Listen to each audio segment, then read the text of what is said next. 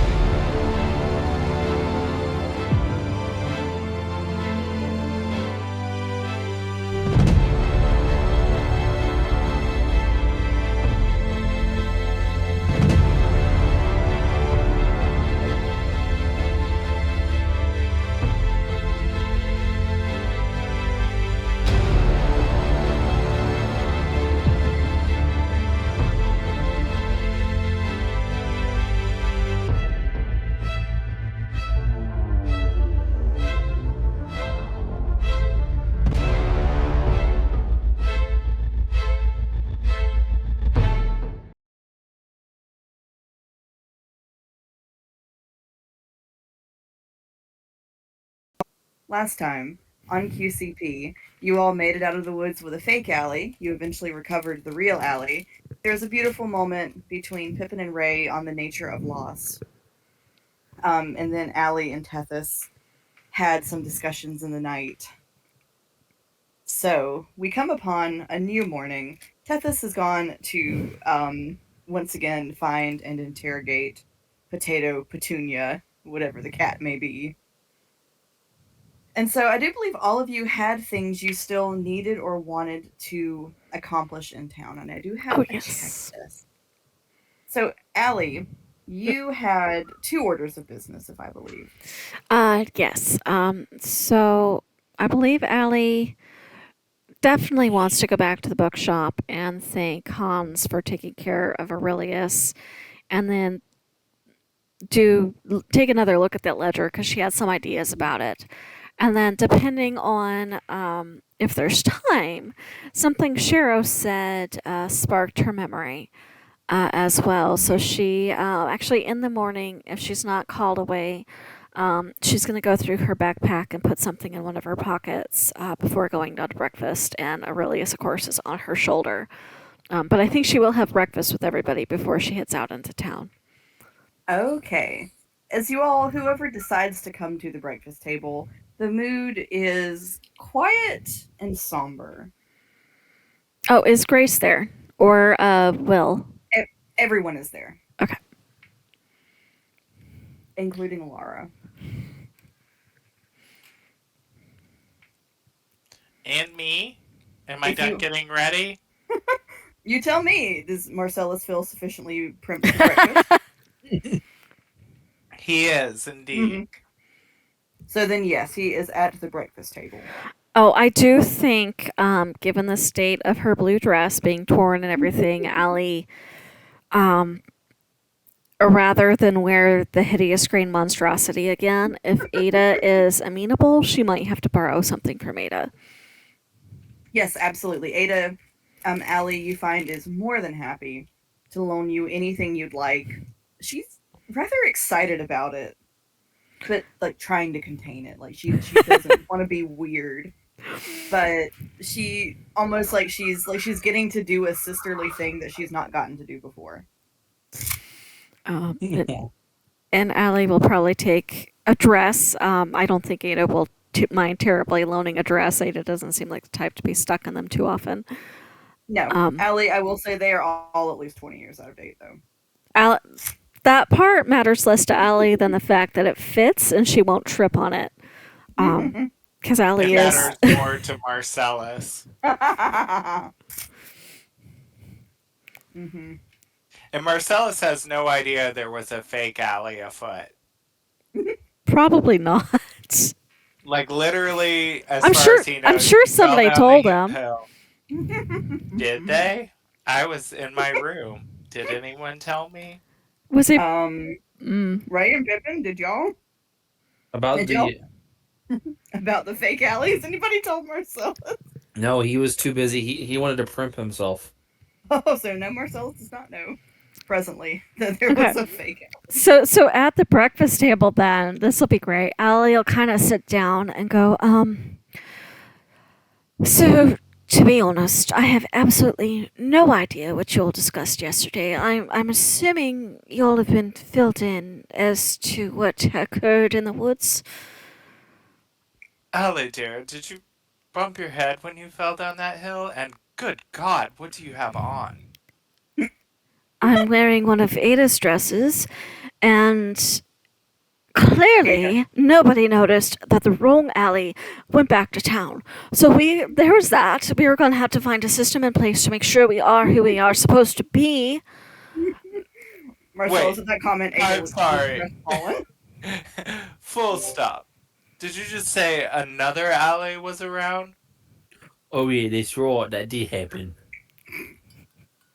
I feel like when Marcellus comes down, Pippin is going to like open his mouth and show him his teeth. Good morning. Now he thinks that that's the greeting. Maybe give him the finger. Marcellus would like look at him with this puzzled look and be like, "Well, good morning to you too, Hossy Heffa." Honestly, Allie, why do you look like something that Potato just drug in? Oh. Ada sinks farther down in her seat and looks like she is ready to just ready. Jesus, take me. And at that, I think Marcellus puts the pieces of that puzzle together, and it's like, oh, I see. You were digging through Ada's clearance rack.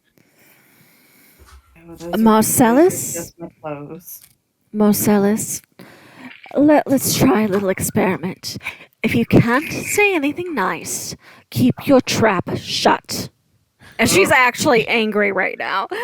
And she's just giving you the most severe governess stare that she can manage. And it is, it's quite a good one.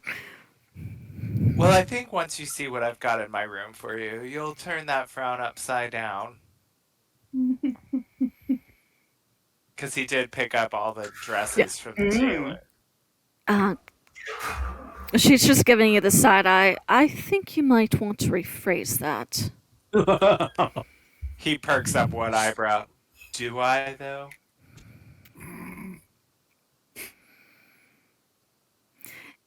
Hildy leans over to her husband and goes, "Oh, it's just like when Grace and Wilhelm first met."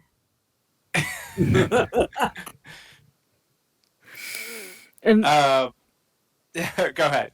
And Allie's just like her shoulders are set and her hands are in her lap and her back is ramrod straight and her nose is up in the air a little bit like she's pretending very much that she has heard nothing after this point. That is not what matters. It does not bother. And Marcellus actually, his pale skin kind of flushes a little at that comment. Is Laura at the table? Yep. Mm-hmm. Okay. And Pippin, do stop showing me your teeth.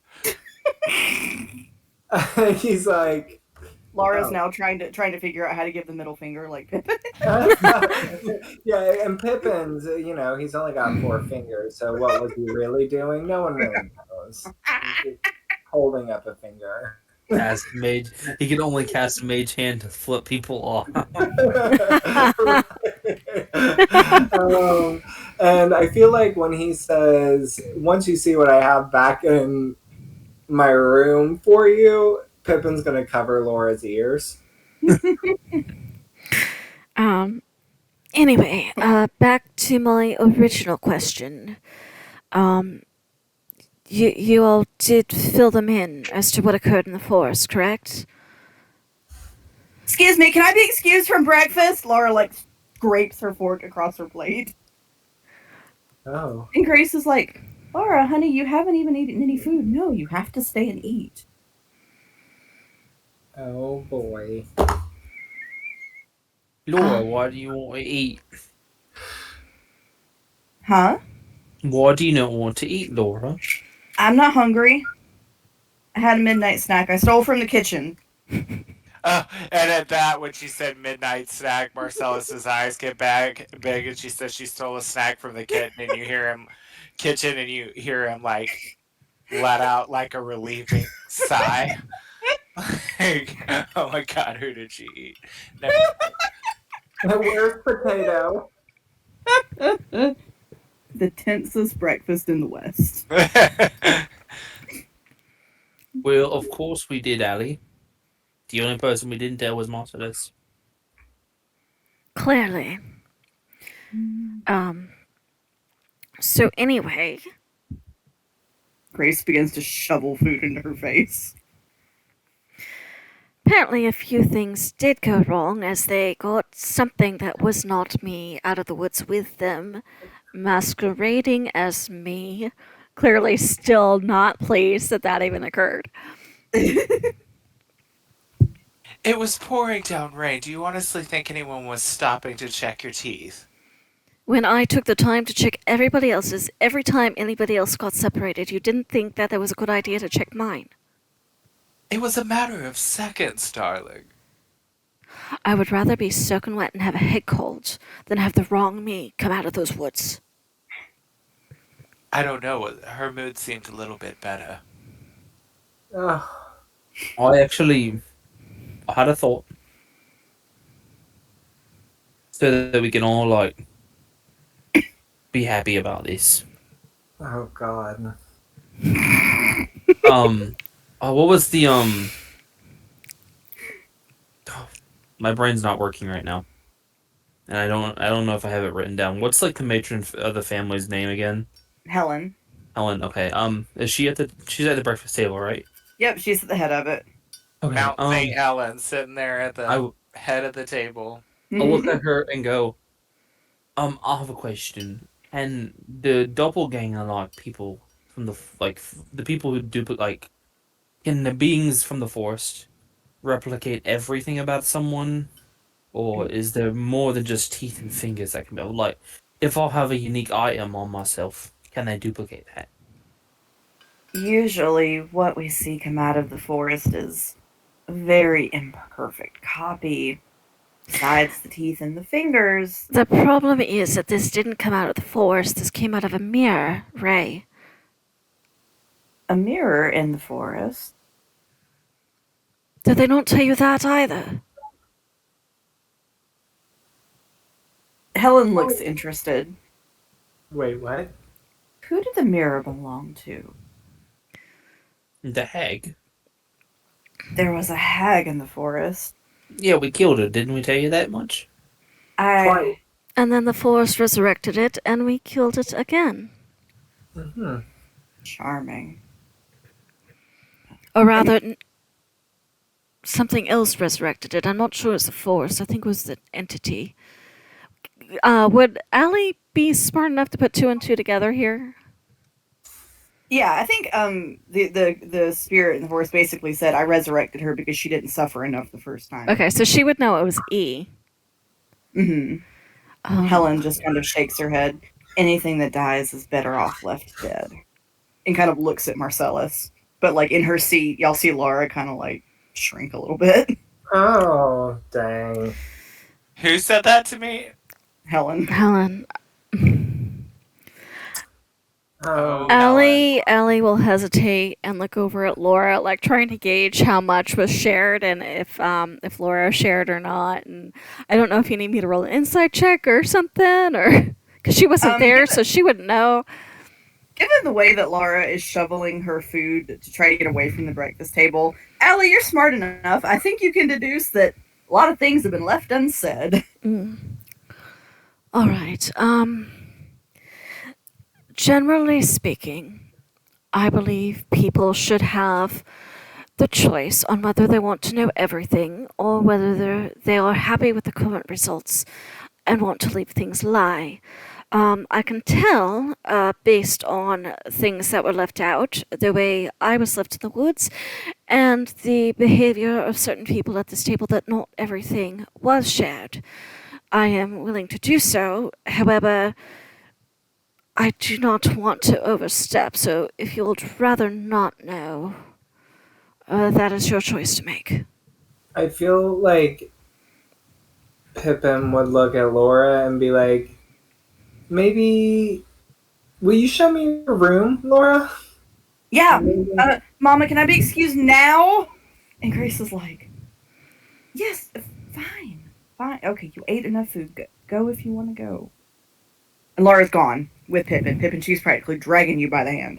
Okay, awesome. You hear Marcellus say, good, now that the child's gone after that last statement you made.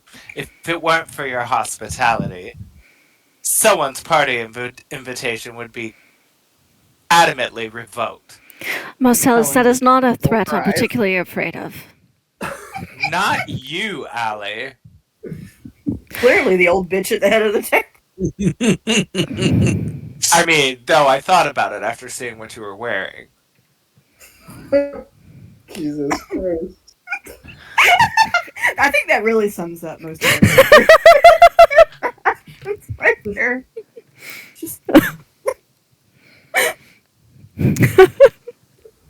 Grace looks at all of you and says, so clearly something else happened in those woods.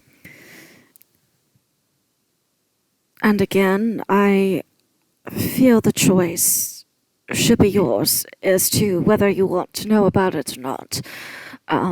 For whatever reason, while I was not present, the others apparently decided it was better not to say anything. She sounds a little confused as she's looking around the table trying to see what everybody else is. Like, if they're... Clearly she's missed some discussion on me, only tell them so much at some point. Grace looks at Allie and she says, we need to know, even if I don't want to necessarily. What happened to Laura? Well, if you would like to leave, you may certainly do so, Marcellus. No, just making sure you leave out the obvious footnotes, Allie. Oh, Lord. I do not believe in keeping secrets, especially not of this sort. She's like death glare on you. He's death glaring back like, not the witch, me. She like gives this like, I don't know what you mean shrug and turns back to the table. Does everybody feel the same as to wanting this knowledge? Trying to make sure that anybody who doesn't want to has a chance to leave the table. Grace just kind of says, Allie, just please tell us what happened. All right. When we found Laura, I was very much afraid I was too late. I have the ability to forestall those at death's door and heal them back to health. I do not have any ability to bring back what is already past. I felt my magic fail, and she woke up anyway.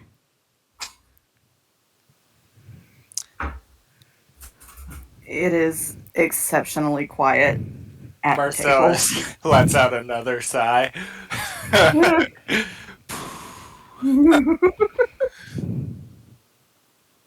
So my daughter was dead. From everything I know, everything I have ever been taught, she was beyond my abilities. That is not... honestly she was beyond anyone's abilities. I have met those who have the ability to bring back those who've only been gone for a minute. Also, I've met those. Well, I can't say those. One particular individual who had the ability to reach beyond over a greater length of time in absence. But I was not taught such things. They are very rare by my understanding.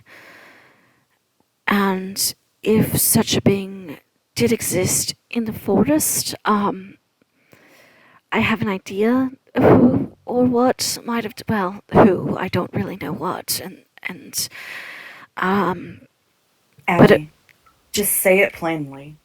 What do you think the. happened? I think the being who we have come to refer to as E has taken a particular liking to Laura and considers Laura their friend. And from what Laura has told us, the what do you call it? The evil centaur rider creature kicked her, and she didn't remember much else until waking up. So I'm thinking whatever happened between that kick and my arrival. Hildy looks thoughtful. There was a horrible storm over the forest.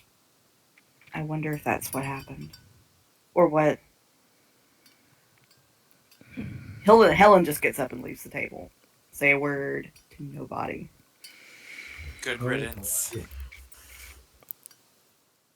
Allie just ignores Marcellus completely, like he's not even there for the moment. And she looks a little bit visibly upset and a little bit sick, and she goes, I can't offer much wisdom, and it's I don't know what to expect, and I don't know if there's anything to watch for. I don't really. This is so far out of my purview. But I felt you'll have the right to know. Since Ray has like some experience with communing with dead people, kind of, as his tribe in general has that kind of experience, would he have any clue like what's going on? So, Ray, your tribe tends to commune more with the spirits of their Oh. elders. This is very much a fully physical Laura that has returned. So this is a little outside of your area of expertise. Okay.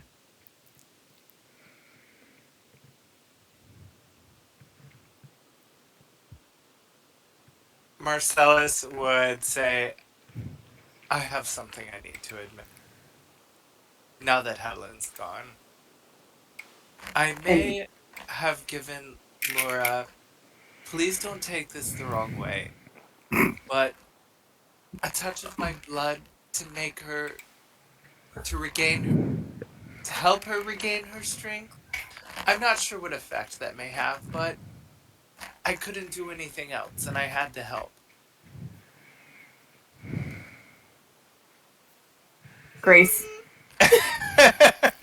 Oh no, you're gonna get us out of the house. Grace's face, just out of the color it's already lost, it just continues. The blood just, wherever it's going, it's completely left her face, and Will kind of like puts his hands on her to steady her a little bit. And Grace says, I need to go see Laura. She and I have much to talk about.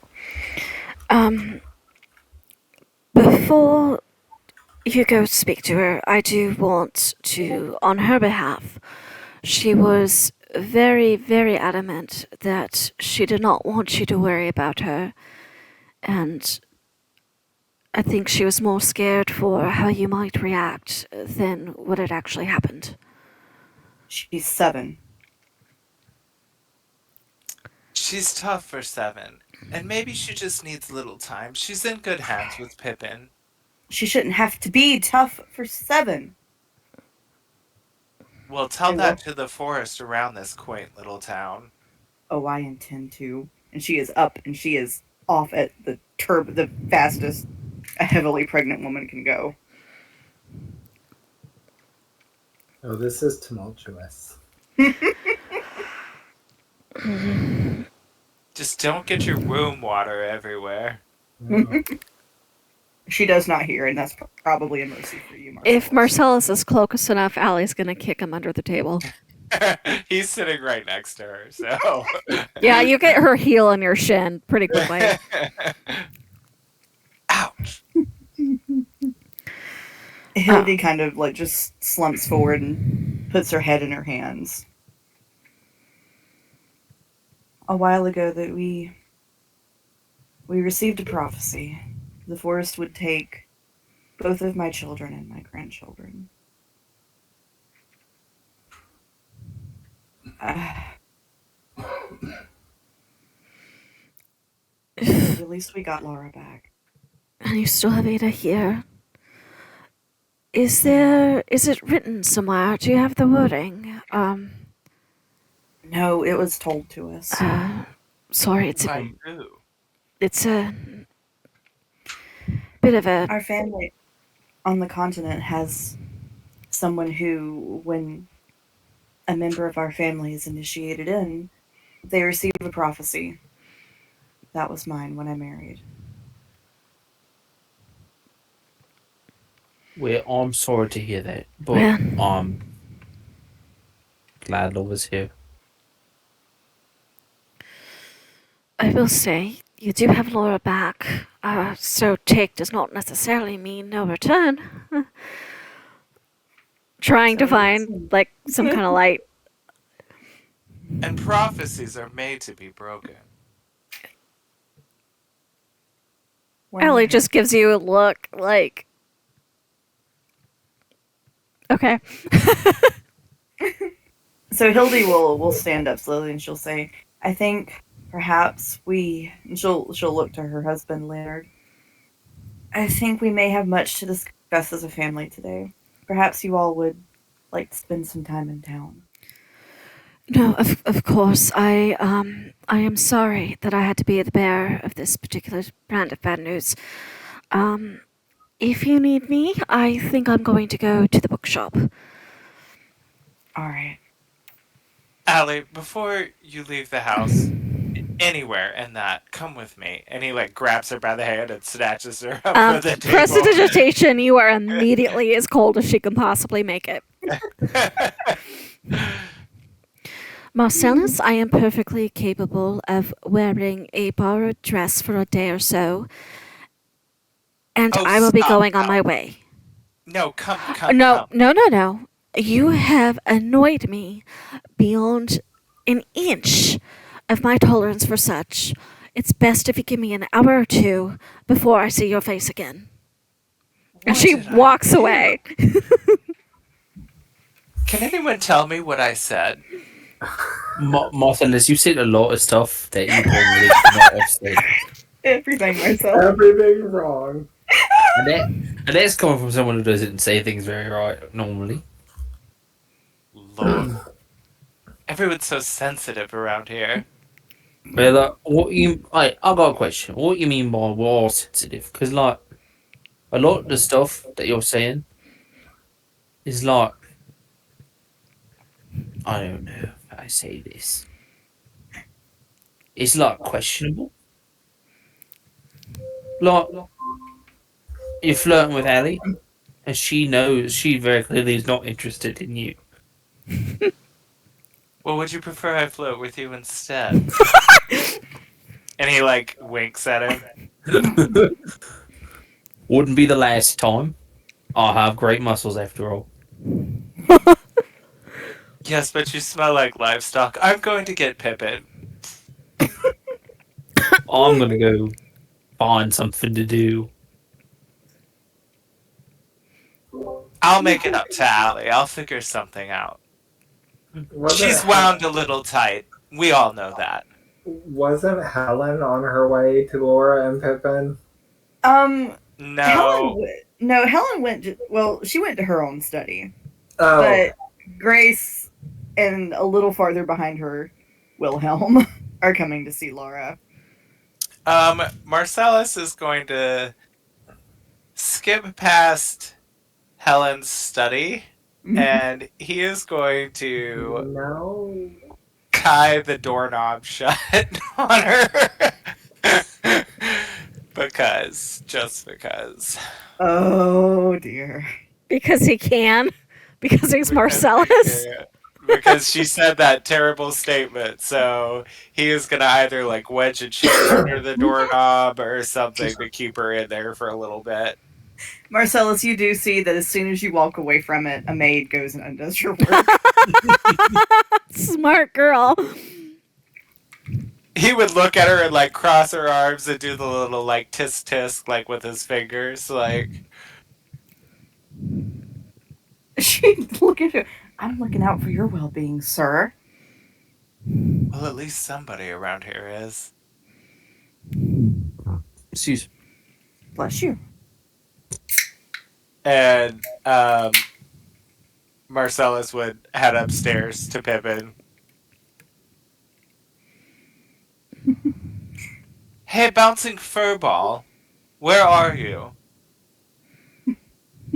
So, Pippin, Laura has taken you up to her room.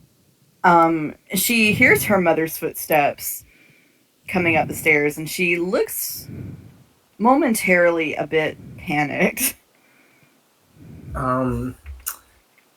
Pippin will place his arm or place his paw on her hand and be like, there, dear, do not worry. I am here with you. Mama's gonna be upset. She may, but Why I did think- Allie have to tell her? Because sometimes the truth, even though it's painful, is for the best. It is not for the best. They're not gonna let me see E anymore. She's like, Pippin's like, I think that they don't really have a choice in the matter there. I think that if E wants to see you, E will see you. She looks a little bit calmed at that. Yeah, I guess that's true. They can't keep her out. There's no door that they can lock. No. So your mother will come to accept it. Because there isn't another option. Unless they send me to the continent. Pippin's like, well, if they're to send you away, then I shall stow you away to my bunny burrow, and there we shall live happily ever after. Do you really have one? He's like, doesn't a fox have a hollow? She looks over at her fox. Well, he sleeps under my bed. He's like, a hollow. Grace comes in a moment later and she's, Pippin, I need some time to speak with my daughter, please. By ourselves. Pippin would look at Laura and pat her hand gently and whisper, no door that can be locked. And he'll like pat her leg and then stand up and be like, absolutely, miss. And like hop out. As he hears Marcellus coming up the stairs, bouncing furball, where are you? I feel like he stops bouncing and tries to walk, which looks really weird.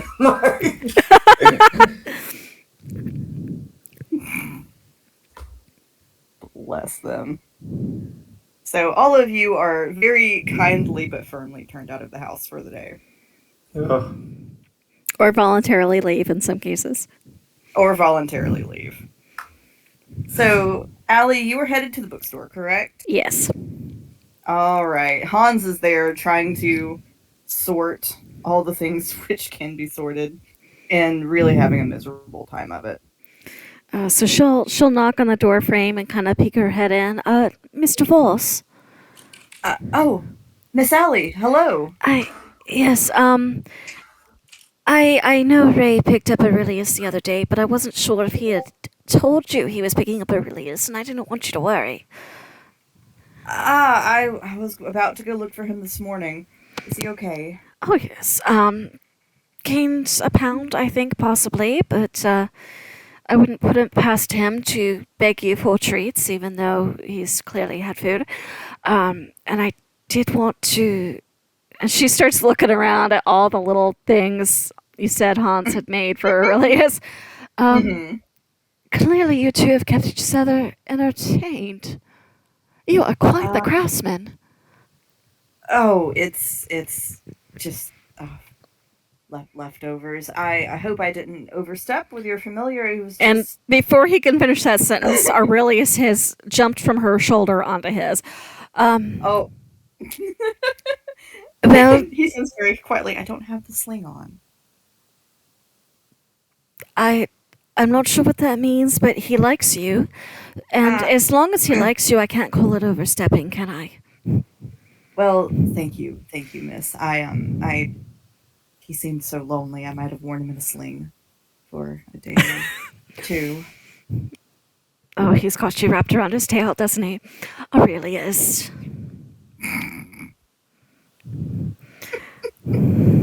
He's gonna give Aurelius little scritches. Is there something I can help you with? Well, I came to see if I could help you, really, and to say thank you. I had an idea about your ledger, if you're still interested in solving that particular mystery. Of course, I would appreciate any help that I could get. So she's gonna go to the ledger, and there's like a graphite pencil or something around. Yeah. She will open the to where the page was torn out. And are these pages typically written on both sides, or are they just kind of one-sided? I think he probably writes on both sides. Okay. So the clean page after the one that was torn out, she is going to take a pencil and lightly dust over until she gets the indentation of the writing on the opposite page outlined almost in a reversed rubbing sort of way, and see if she can make out what it says. And then depending on what's on the other page, if it's covered in writing, she might not do it, but if she could do it without messing up what's already there, she might do a rubbing on that side as well. So, Allie, from the torn page, from what you are able to discover, it looks as though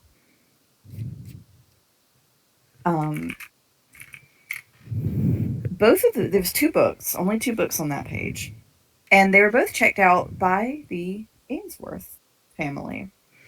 The first book checked out by the Ainsworth family is called The Metals of Creation. Metals. The second one that has been checked out is called Wounds in Reality. You said points in reality? Huh? I missed the first part of that. You said something in reality. Wounds. Wounds. Okay. She'll give him a look. She'll go, do either of these books sound familiar to you? Oh, those... I'm really surprised anyone checked them out, to be honest. Quite experimental. Alright. Do you want me to copy these into the clean ledger, or do we want to just leave it like this? Perhaps we should copy it over, just in case. Alright. So she'll copy it over for him. And then she'll probably spend a little bit of time helping sort things out, because she did start and probably made some of the mess he was trying to fix. But I think before lunch, before it gets to be lunchtime, she's going to want to go visit Shero as well. Okay. Because as the other person she's supposed to be reporting into, as Yep. yeah, and she's a little worried if she doesn't at least report in, Shero might decide to forget their bargain. It's been a few days. Yeah. Yep. So, Allie, when you get there, Shero is working on doing some repair work on a bracelet. She does not look up or acknowledge you when you come in.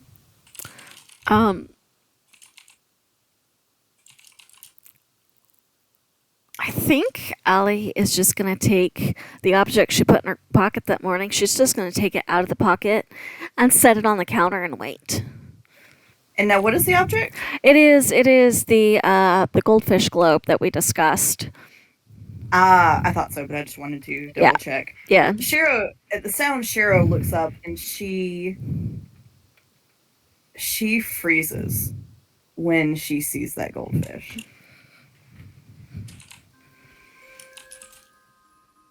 Not quite the reaction I had thought you might give. Where did you get that? Well, it was made for me. Quite specifically made for me. Shiro takes it. Like, she snatches it off the counter. Made for you. I'm going to ask you to be careful. I thought you might have some interest given your chameleon, but yes, my father made that before he went to sea. She is quiet. And, looking at it for a very long time. And as I watched him make it, I do know that he did in fact make it. Yeah, I know he made it. Allie's eyebrows shoot up at that. She puts it down hard on the counter and goes into the back. Allie, she comes out with a cylinder of mechanical goldfish. He made these for me. His daughter.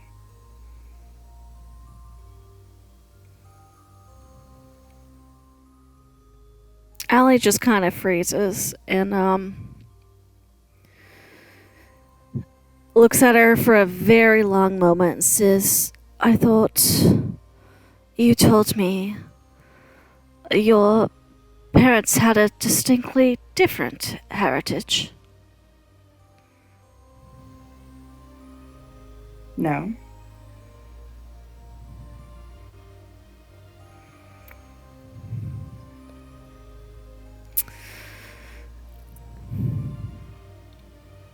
So are you the golden family he went running off to find? And he left us?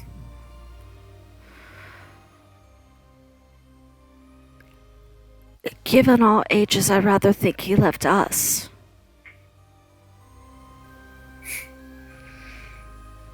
She paces around behind the counter a little bit. It took him a long time to remember. I don't know why. Mama found him. He'd been attacked by something. He didn't remember anything for, well, I was mostly grown. And then one day it's like a switch flip. And he remembered you. And left us to go find you to see if you were safe. And he never came back.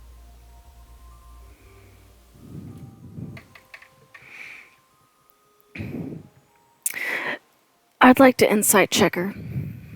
Okay.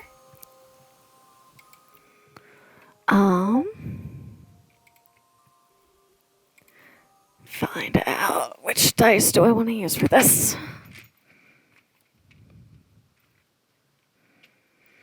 Can I guidance as well? Sure.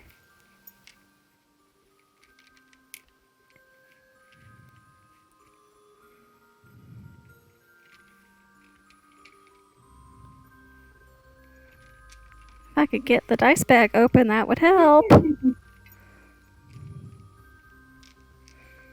There's D4.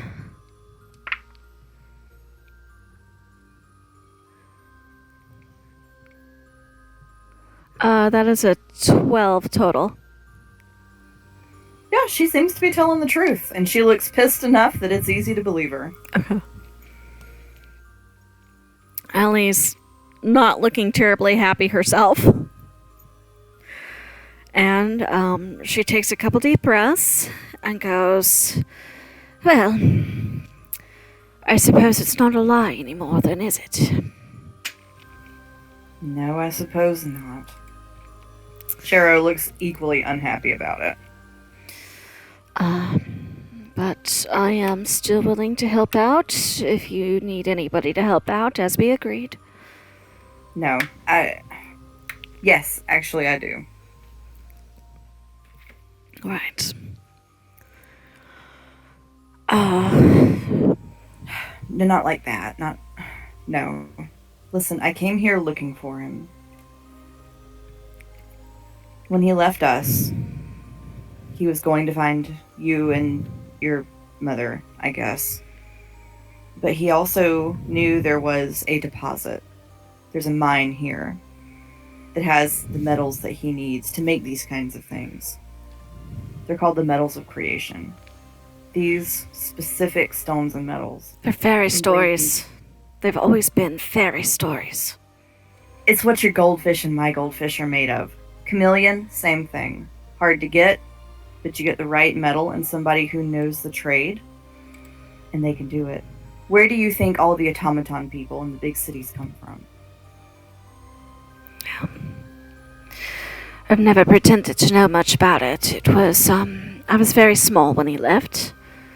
Not old enough to learn the craft, and, I took after my mother. I learned what she could teach me instead. Yeah. Well, anyway, those metals do exist here. Or we think it does.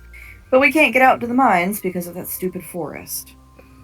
But I'm sure he would have come through here, trying to get them. So the question is, where is he? Nobody seems to know. There is a record of him at the inn. He did stay at the inn for 2 nights, and then he vanished.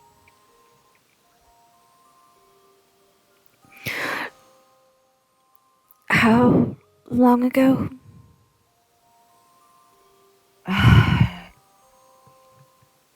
Probably 7 or 8 years ago. Well, that's a good 100 years. He was alive longer than I thought. You want a drink? I imagine the tavern will serve us something. I've got work to do here. How long ago did you arrive? About 4 years ago. 4 years. Do you mind if I ask who your mother was? I don't think you'd know her. Or are you asking what she was? Whatever you feel up to sharing, or if you don't want to answer that, don't bother. It was a nosy question on my part. Her name was Mima. She was a Sverfneblin. Well, she kind of grinned a little bit. Clearly our father had a type. Is your mother a gnome? No, she was a drow.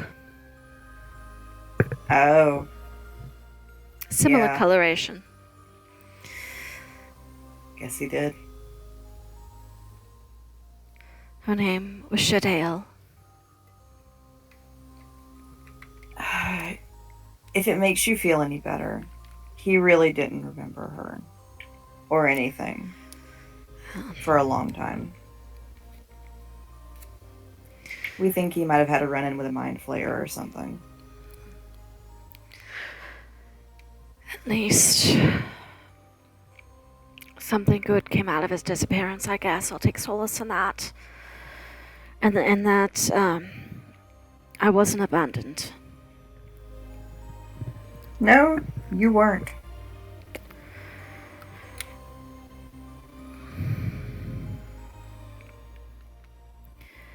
Are you sure there's nothing you want me to do? Help me find them. Or at least information about what happened to him. Somebody in this fucking town knows something. Everybody knows more than they'll tell. Even I think Mr. it's time for Voss. Well, maybe not him. She kind of grins a little bit. Good to know I didn't at least misread him. But Do you like him? As a person who seems to be genuinely kind-hearted, I suppose yes. Uh-huh. Do you like anybody? It's none of your business. I was just asking if you had friends in town. Oh, of course. There are some people who can stand me here. Well, despite the awkward situation, I hope you will count me among them.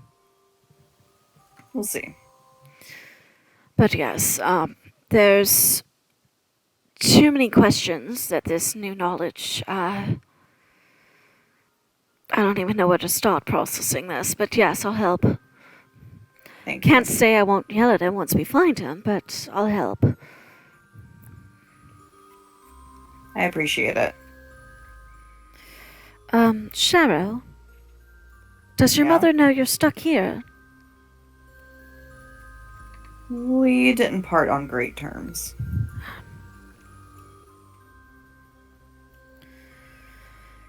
Well, I won't pry any more into that, but thank you for telling me the truth. You could have just easily kept that cylinder in back, and I never would have known. Yeah, well. You kind of caught me off guard. I didn't mean to. I genuinely thought I was bringing you something that would make you smile. I thought, since your chameleon was so amazing, you might like to see the goldfish. That's really all I was thinking. You're such a goody two-shoes. Well, I suppose it's better than being other things I've been in my life. Hmm.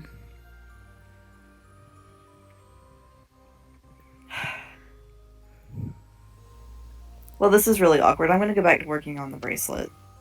Yes, I'm gonna go back to the bookshop. Unless you really don't need me to do anything. No. Mm-mm. Alright. You know where to find me. And she's gonna collect her little goldfish, like, paperweight globe crystal ball thing. Before Cheryl disappears with it. Yeah, Cheryl has put it back within her reach.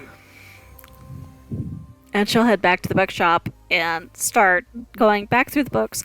I think when she's doing that, she's probably going to stay there the rest of the day unless somebody else comes to get her. And while she's doing that, she's going to keep an eye out for anything. There's a couple topics. Resurrection, anything pertaining to magical forests. And now this metal thing has caught her eye, so anything about those metal fairy stories. Yeah, so you do find that during one of the last Great Wars, they did tap a lot of those resources to build Warforged, essentially. So it's not out of the realm of possibility. And it seems as though whatever was used with the Warforged, or automatons like that, seems to have been applied at a much smaller and simpler scale to your goldfish.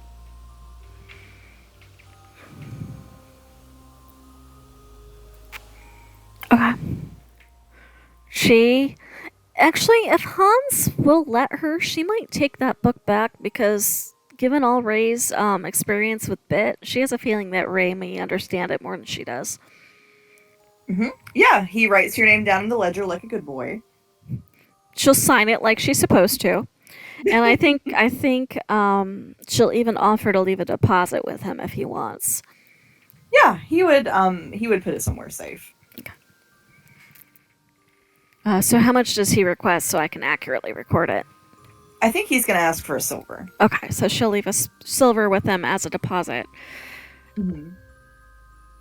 And kind of give him the look and say something along the lines of, given how many people seem not to return your books, maybe a deposit is a good standard for the future? I think that's a wonderful idea.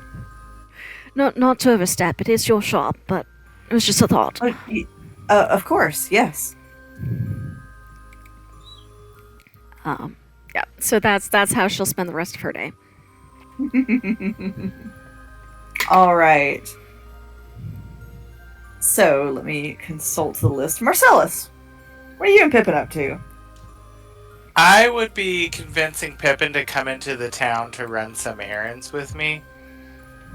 Pippin, you seem like a gentleman. I could maybe use some pointers. I feel like before he can even finish saying it, Pippin's like, well, for starters, you could maybe not talk about eating people so much. He would look at him and say, what about rabbits? People rabbits. Okay, well, come on, people rabbit. I'll try to bite my tongue, or... Maybe that was a poor choice of words. Come with me. Pun intended. Pippin's like, well, better your own than other people's, I suppose. That probably wouldn't be a bad trait for you to take on either. Okay, maybe less commentary and just agree. Nod yes or no. And Pippin's like, nod.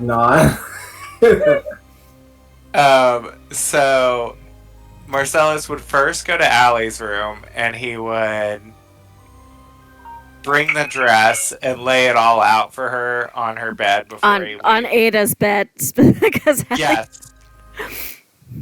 On Ada's bed. Because that's the room she's staying in, right? I'm staying in the missing dead boy's room, but Yes.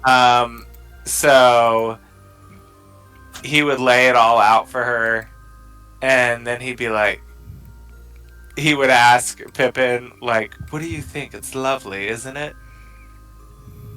Pippin would look up at him with big eyes and be like, it is a nice dress.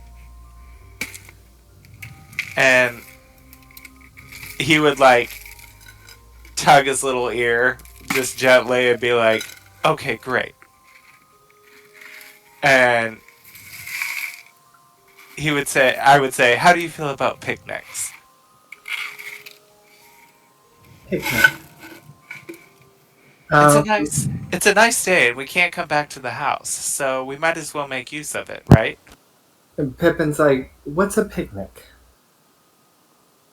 Oh. I had to bring the rabbit from the fairy realm with me. Come on, I'll show you. Pippin would kind of laugh a little bit, however that sounds for a rabbit. And he would be like, I mean, you could explain it as well. Probably easier if I show you.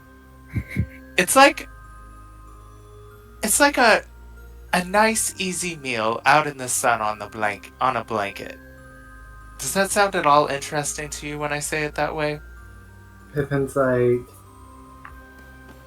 oh, okay, so it's not common for people to eat outdoors here. Right. Exactly my thoughts. Come on, come along. And it's like, nod. I feel like as they get out on the street, as he's like passing people, he's like showing them his teeth. And they're all just And kind of like pulling their skirts away a little bit. Giving them the finger. Don't mind him, he's just my hissing bunny. He's like, why is everyone looking at me like that? Because that's a very odd thing to do. But if it'll make you feel better, I'll do the same thing. No. Pippin's like, I thought it was a greeting. No, but we can make it one.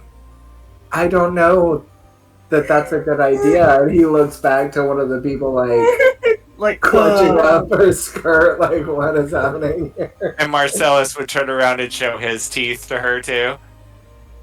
Like his fangs. Bolt. And Marcellus would be like super fast on a mission. He'd say, okay, first what we need to do is we need to get some flowers and chocolate, some bread and cheese and wine, and a nice blanket. And he would snatch one out of one of the closets. Oh, I guess, yeah, he would grab a blanket from the Chevalier's house on their way out.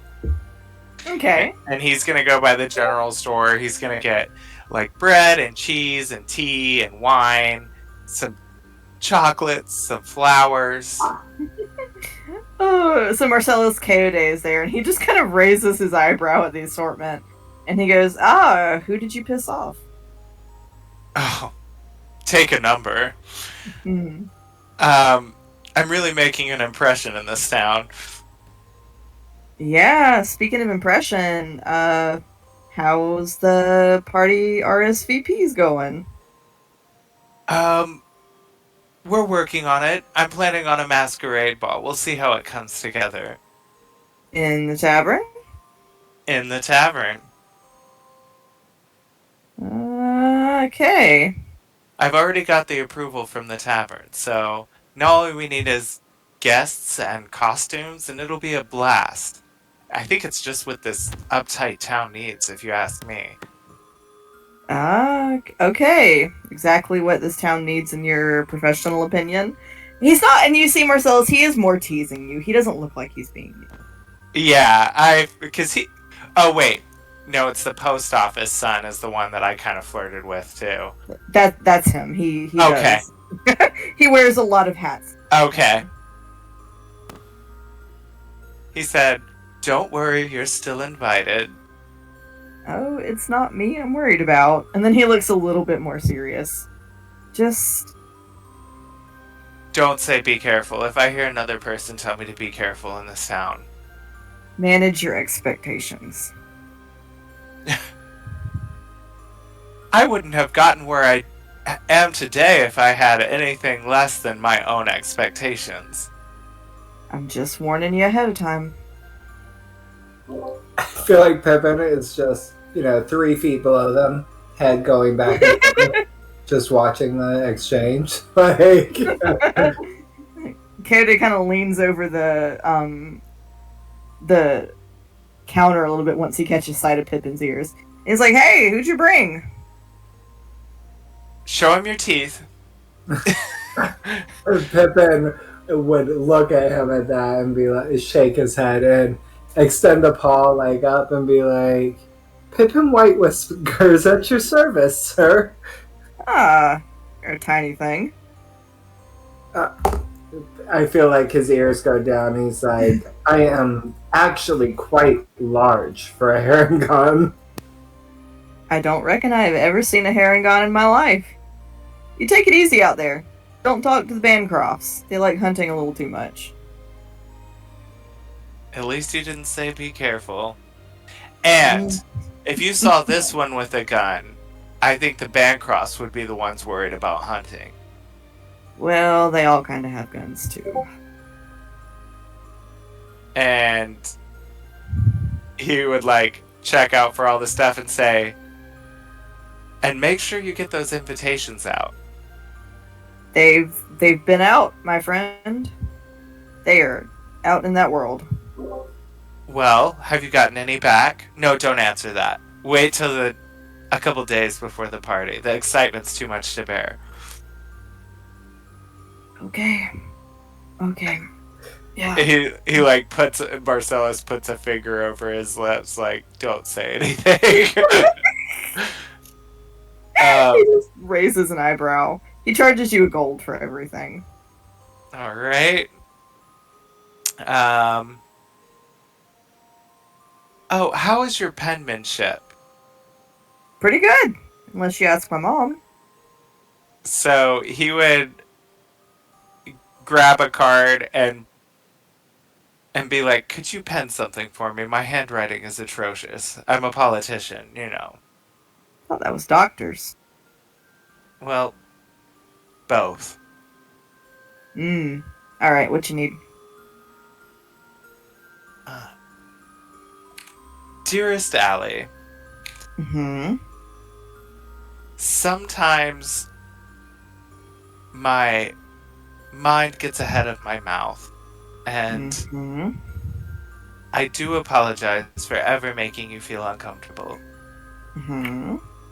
Please accept this token as a genuine apology.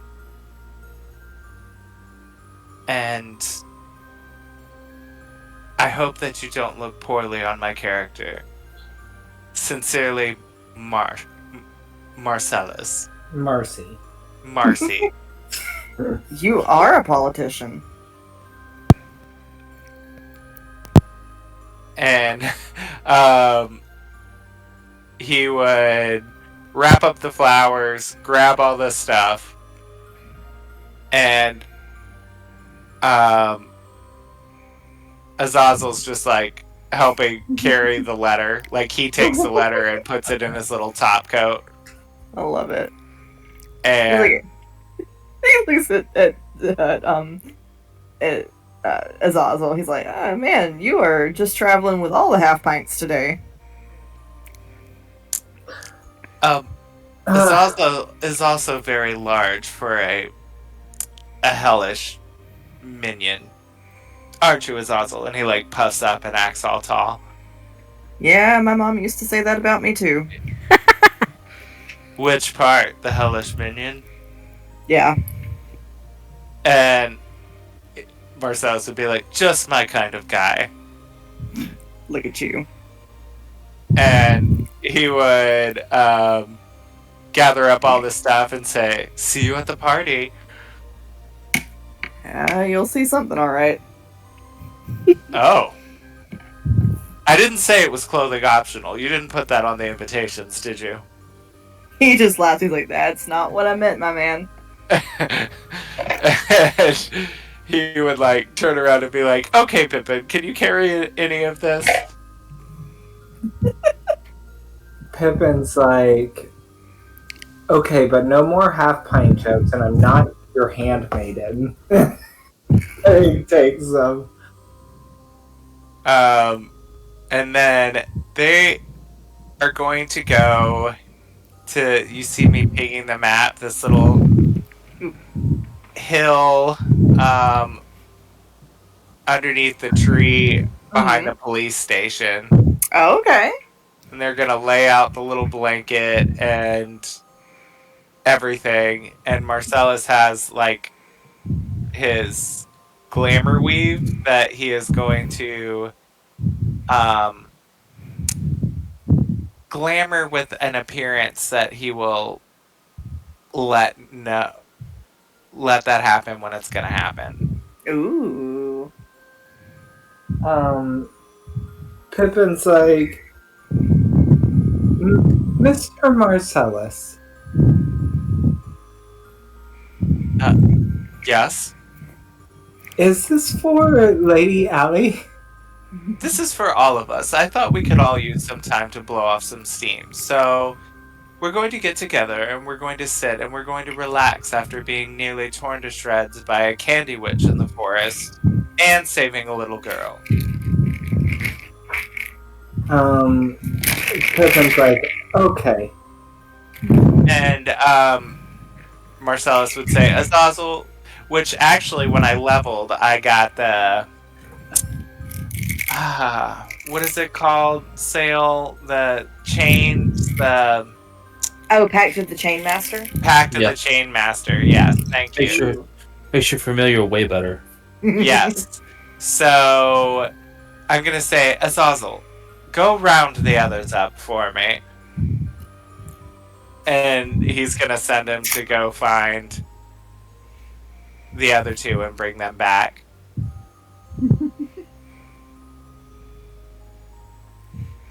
Well, this should be interesting. Tethys comes not long, potato-less, and quite sad about it. No luck finding your root vegetable. She says, unfortunately not. No luck finding your root vegetable, David. I felt like I said that. You really just strange. like Mara. No luck finding your root vegetable, David.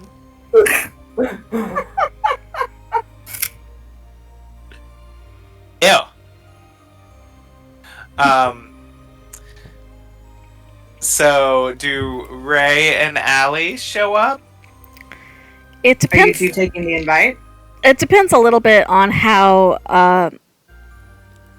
Azazel acts when he finds Allie, because she is probably nose deep in the bookshop trying to sort through everything. And I think what she's doing is she has drawn a map of all the shelves and discussed with Hans which section should be which, where which section of books should be located, and is in the process of taking everything off the shelves and sorting them into category piles.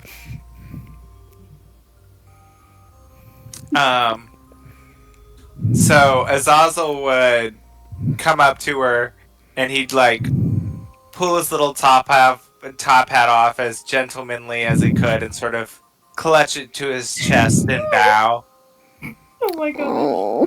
and then start like tugging on her sleeve, and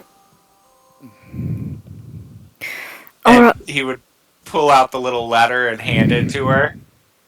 She'd give him one of Aurelius's traits and look at the handwriting and look a little bit confused because that's not the handwriting of anybody she knows, which is probably a smart move because now she opens it. Hans says, "Oh, it's," and he looks at Azazel and he goes, "Oh dear, what are you?" Azazel hisses at him. He says, "Oh dear, I'm sorry." Is it like a... Allie's been around Azazel enough to know that Azazel primarily hisses as a form of communication, right?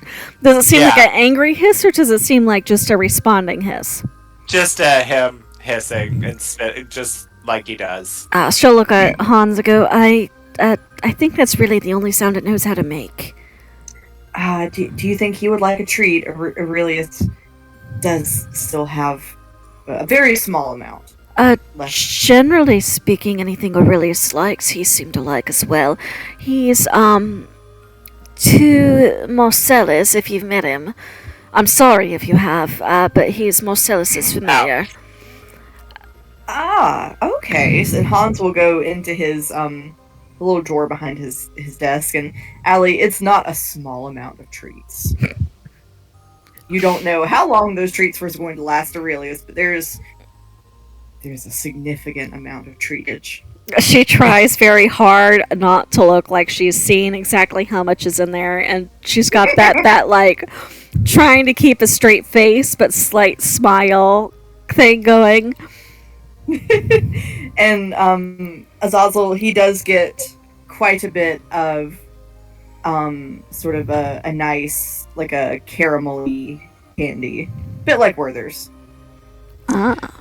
Azazel like snatches them out of his hands and hisses, and then starts stuffing them in all his pockets that he can find. Hans is delighted by this. And it kind of been like a conspiratorial whisper. He says, "Well, there's more where that came from." You realize that you're never going to get rid of the familiars this way. They're just going to take over the bookshop. Well, I guess I've kind of always been in the market for some companionship, a pet of some sort. I wouldn't mind if they came by often. Alright, I suppose that means if Aurelius is here, I've got to visit regularly too, then. He just kind of grins. Well, don't put yourself out, but if he ever wants to come by for a treat...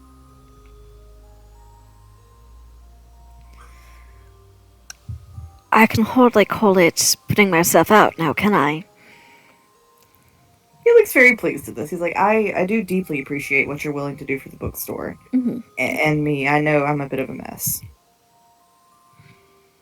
It seems to me what you need is a pair of helping hands now and then. That's not too terrible, is it? I hope not. I don't think so. Alright, and she goes back to the letter and just looks very, very confused as she reads it. Did it actually invite her to the picnic, or was it just an apology letter? An apology letter, just saying that please accept this token as my sincere apology, Okay. and then you've got Azazel tugging on you. Okay. Yeah, so she'll tuck the letter into her belt pouch and look like she's going to go back to the books, because Azazel is currently eating treats. Azazel like gently reaches his hand out and then slams the book shut and then starts tugging on her shirt again. Really, you're as bad as your master sometimes. And to the best of his ability, he mimics what she says and hisses and spits like in the same tone. Eyebrow arch. Just a look. And he is going to try until she gets up and comes, and then he's gonna go get Ray. Right. She may eventually give in just because he's being that annoying about it. But Yeah, he won't give in until she comes. By the way. With an apology to Hans, but she will be taking that book that she wanted to show Ray as well. And Aurelius is, I'm going to leave that up to you, DM, if Aurelius just continues to sleep on his fancy pillow setup, or if he decides to come along too. He does decide to come along. Okay, so Aurelius will be with her. Azazel likes that Aurelius is coming because they have kind of become friends over the Oh, yeah. peppermints. So he's like scurrying around with him. Oh. Hans watches them go wistfully.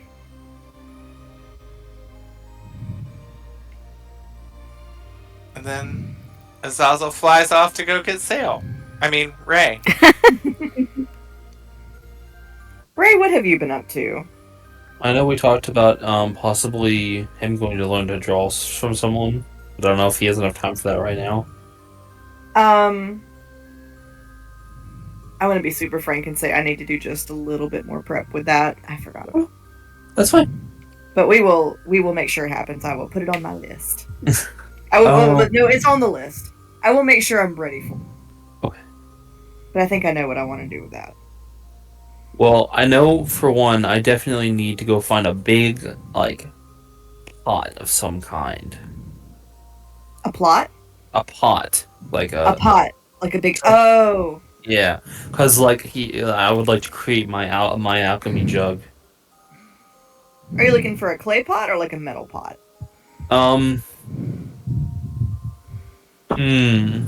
Which would taste better? Because obviously, metal and... I'd say probably a clay pot. Okay. It's gotta be big. It's gotta be huge. It's gotta be enough to store 8 gallons of liquid. So Ray, as you ask around, so the first place, the general store, Kode is there, and he's like, man, for something that big. Oh, I hate to do this to you, but you might have to go commission it. Well, I guess that's what I've got to do. Where am I going to commission it from? Well, the Collingwoods are the artsy people of the town. Although I'd probably send a card before I went myself. And what is that? Oh, yeah, so when you want to call on somebody or you want them to call on you, you send them a little card. I've got them. I'll fill one out for you. Requesting an audience for a commission. I guess I'll do that. Alright. It would be more fun to walk in there myself, but I don't want to ruin my reputation as handsomest man. I like you, man. You're fun. Alright. Alright. Listen, he'll fill the little card out and have Ray sign it. And he goes, I'll take it over when I make my next mail rounds. Right. I've got all this time and I don't know what to do. Hey, you're friends with Tall, Dark, and Witty, aren't you? Am I? He kind of dare say no. And he's like, Marcellus. Oh, yeah. I am. I saw him headed past the police station. He was buying picnic supplies. I want to make sure he doesn't get into too much trouble. I can go check on him. Yeah, good luck, dude. Before I do that, I'm gonna go try something out. Alright. Ray wants to. Ray's just gonna go find a tree and throw his axe into it over and over again for fun. Well, there is a tree right in front of the general store. Ray will do it there. After a little while, Coyote hangs his out. He's like, hey! Hey, don't cut it down. He's not gonna cut it down. I'm cutting it straight on. Okay, don't let my mom see you. Watch this, and he summons it back into his hands. That is cool. Oh no. How'd you do that? Magic. Ooh, he kind of like does his fingers. I didn't have a lot planned. It's okay. So maybe at this point, as you were showing Coyote the magic, this is when Marcellus's imp Azazel finds you. Yes. Well, hello, my friend. He hisses and like starts tugging on him too in the direction, pulling him in the direction of where the picnic is. Watch the muscles, my friend. I want to be with you. And at that, Azazel like claps his little hands and offers him like one of the little Werther's Originals candies from his pocket. It's like super tiny in Ray's hands, and he eats it, and like he doesn't even say. He just like swallows it whole. Is it an actual candy or is it a pet treat? It's actual candy. Okay, I was figured we'd double check that. He swallows it whole. Doesn't like suck on or anything. Hey, So would Allie and Ray kind of arrive there around the same time? I imagine so because Allie's dragging her feet and Ray went along pretty quickly and is closer.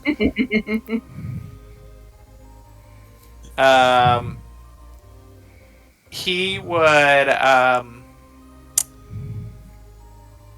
you would see Marcellus standing on the hill and he would like clap his hands when he sees everybody and be like, oh good, everyone made it. And he would once everyone sort of sat down, he'd be like, I've got all this food and wine and tea, and then Allie, for you, and he pulls out the flowers and the chocolates. My sincerest apologies, and he bends down and he touches the lapel of his vest, and then all these butterflies sort of fly out around him in the air. Allie's gonna take a deep breath and kind of like close her eyes for a moment as she thinks through. She goes, well, for my part, apology accepted, but there's a good number of people you owe apologies to, Marcellus. Well, I've already apologized to the tailor. She kind of accepted it. You may need to work. Wait, apologize to the tailor? What did you do to the tailor? Oh, it's a long story. I'll fill you in later. It was really nothing. She looks over at Ray. What did he do to the tailor? he like yelled at her or something. Marcellus? Threatened. It was really nothing.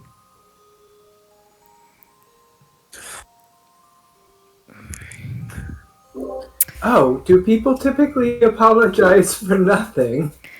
No, they don't. They typically apologize when they do something wrong. So the fact that he went of his own violation and apologized to the tailor for what Ray he yelled at her. Marcellus, So, like, we thought. I guess like he thought like the tailor was. Okay, that was when like he got mad at her because he thought that she had something to do with the horses, right? With the missing children, I believe. Yeah. Yeah, his heart was in the wrong place. He thought that she had something to do with the missing children. Oh dear. He accused her of kidnapping. No, Maybe. Maybe a Fine. touch. But we don't have to talk about me like I'm not here and look, butterflies. We really don't have to talk about this anymore. Marcellus, as Here's some far wine. as You're your like, insults towards myself, I will accept your apology. But as I said, there are a number of people you need to apologize to. So if you're really wanting to make things right, I imagine you have some work ahead of you. Yes, okay, that's fine. But look, have some wine and chocolate and please sit down. I'll take the chocolate, but no wine. As much as I want a drink right now, I hardly think that I'm. No, it's better not to go there. And he would be offering everyone like, okay, tea then. I'll take the wine, and he just like grabs the bottle, starts drinking from it. I feel like when Pippin sees him snatch the bottle and he just starts drinking from it, his ears go from like up excited to down. Ooh. Oh, did you want some, Pippin? And he would like pour him, like dump out the tea in the little glass he handed him. You just seem so proper. I figured you wanted tea, and he would like throw the tea over his shoulder out of the glass and fill it up with wine instead. Sorry. Oh.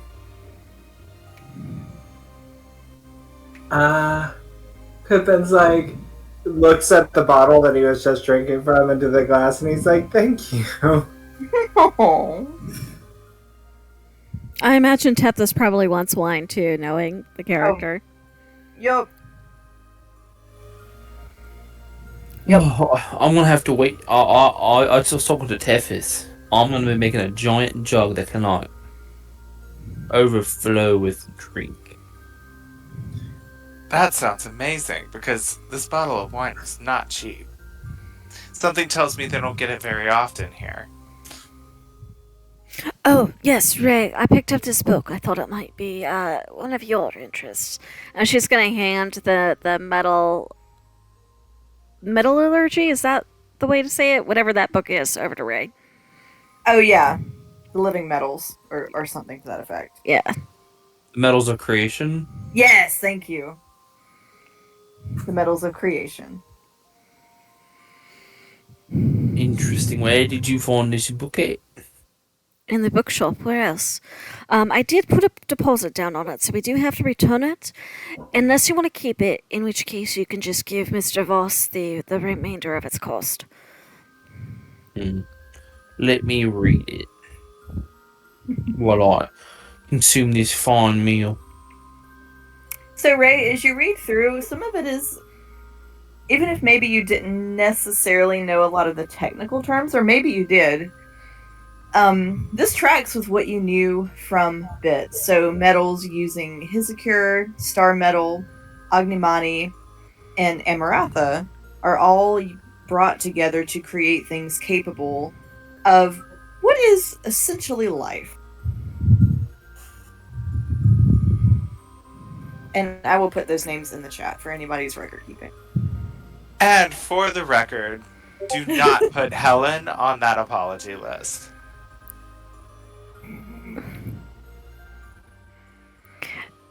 What did you do to her now? Hey, no. Nothing, but I'm certainly not apologizing to that witch.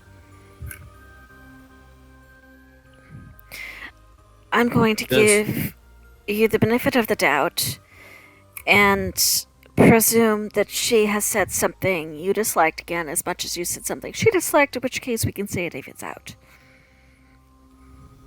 She's been nothing but awful to me.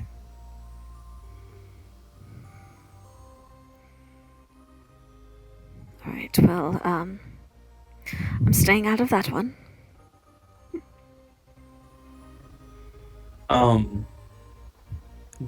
Does reading these metals and like the things that I know help any?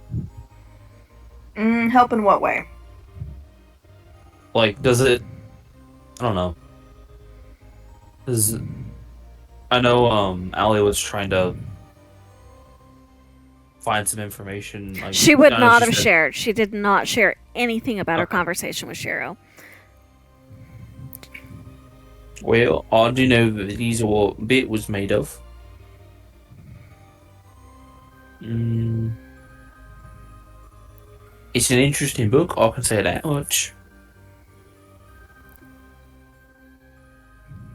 I don't know much else. Like what you asking for me to find or know about? Well, I just thought it looked interesting, and if it said something about living metals being anywhere near the forest or something like that, it might explain some of the weirdness we saw. But I mostly just thought it looked like, because you're talking about building and making things, I just thought it seemed like something that you might think was useful. Mm, could be. Let me I'm sorry you're mad. Is that a Remington? It's Izzy. She got upset because she tried to sit on my desk, but my phone was in the way. Oh, yeah. Need me to go and get her? I will come get her. She's fine. Okay. well I would say that it would make sense. I know sometimes things got a little weird around Bit if like his metal flaked off. You know. Sometimes the dirt would dance. So it could be why the forest is how it is. He's just kind of making shit up. Can she tell that he's making stuff up, or does she believe this?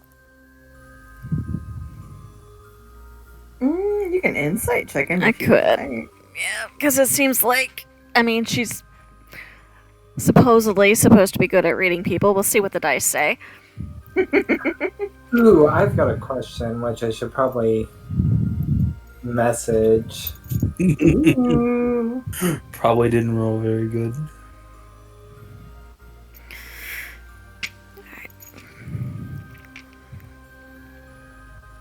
And a...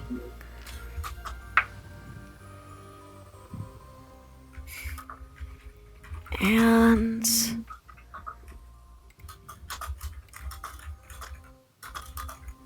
Ooh, I hear typing. that is a 15. Yeah, you can tell he's not I mean, like he does definitely know Bit. It was made of the metal, and it does make sense that the magic from the metal would be affecting the forest somehow. But he doesn't know anything about the Bit. Has never made the dirt float or whatever. That is the least magical being ever. I feel like Pippin will be like, actually, sorry, excuse me, I gotta find my voice here. Actually, it's quite interesting that the forest here is reacting the same way that the forest to the Feywild reacts to witches back home. Or hags, as we say. What do you mean? Bought it.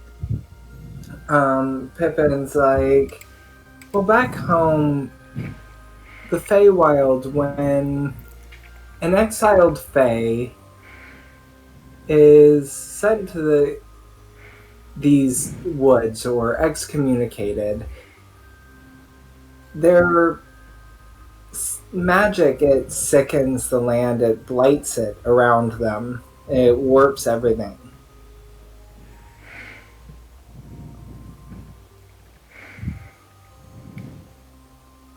It's interesting. Allie's paying very close attention. It's like a sickness.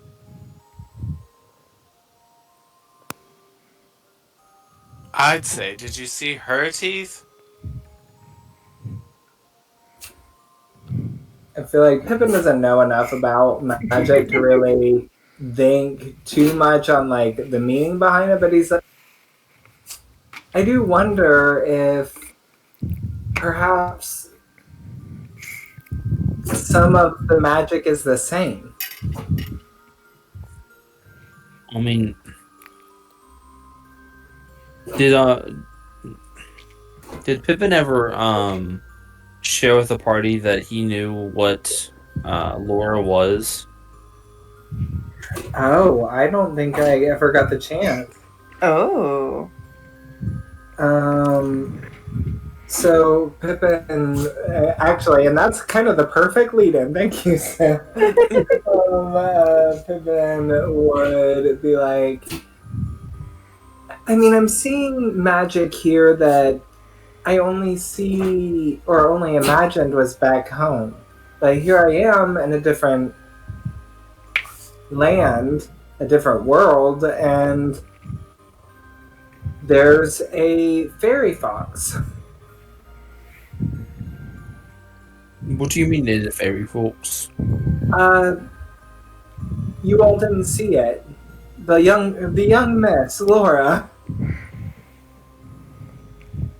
She's a fox. She has a companion, a spirit, a fiery fox spirit. Entity, I should say. Oh, her familiar. Yes, it's magic. To my understanding, unless you're connected to a type of magic, you can't summon a familiar from that type of magic. So that would indicate that somehow young Miss Laura is connected to the Feywild, yes? Her logic maybe is sound. Maybe the forest is too. Exactly. Or if it's like bleeding into it or something. Exactly. Maybe some doors that are not meant to be open were, how do you say, forced open.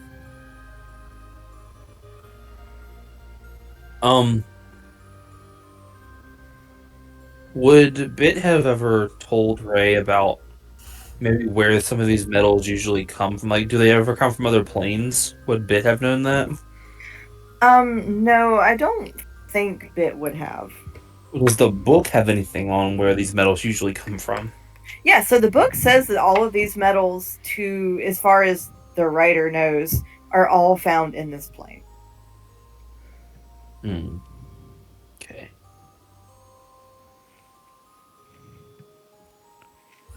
Well, they believe this. Well, they believe the star metal falls from the sky, but everything else.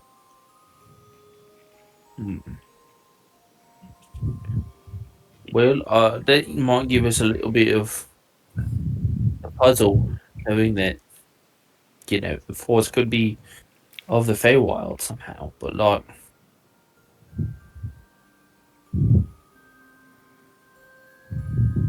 what would cause that?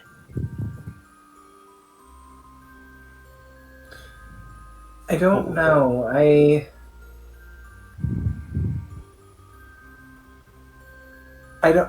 wonder if the hag is somehow connected, that it's more of a corruption than it is the Feywild itself.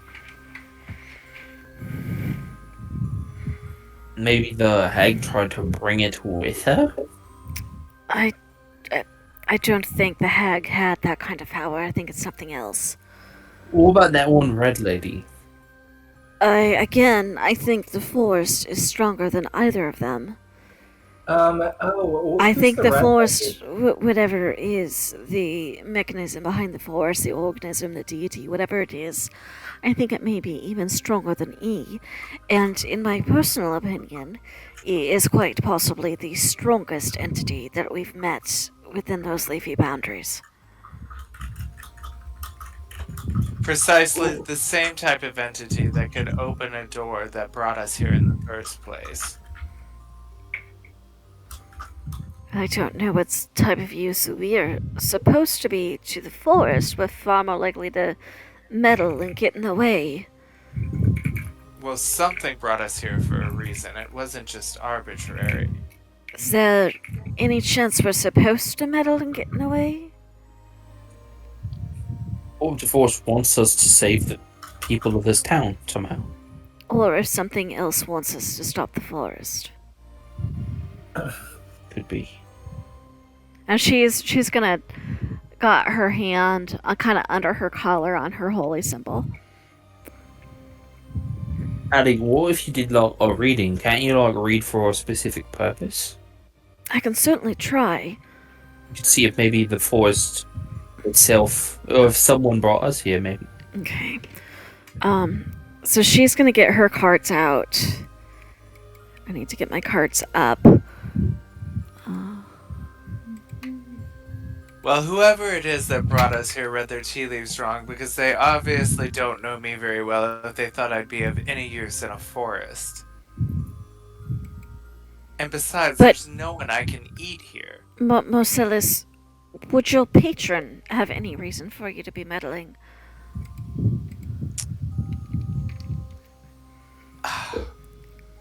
Trust me, my patron...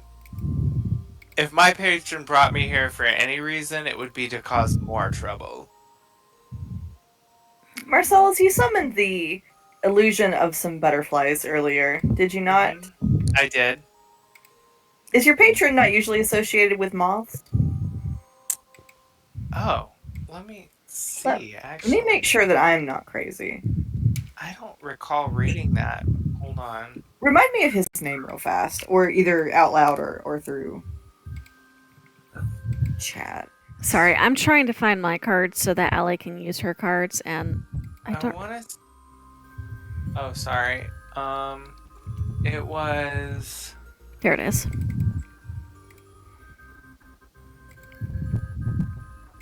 Is that in my background? Where is that?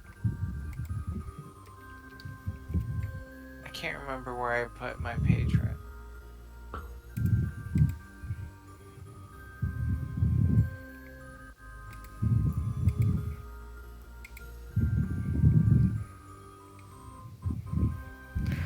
Alright, so I've got everything I need up. So Allie's gonna go through her pockets and pull out her cards. Marcellus, what I normally do is a past, present, and future reading, unless there's something else you'd like me to attempt. I picked... My patron is... the Fiend. Yeah, I think what I want to know specifically is which one. I thought I noted that on my character. I remember you said it earlier, but I don't remember which one. Was it a B? Was it a B name?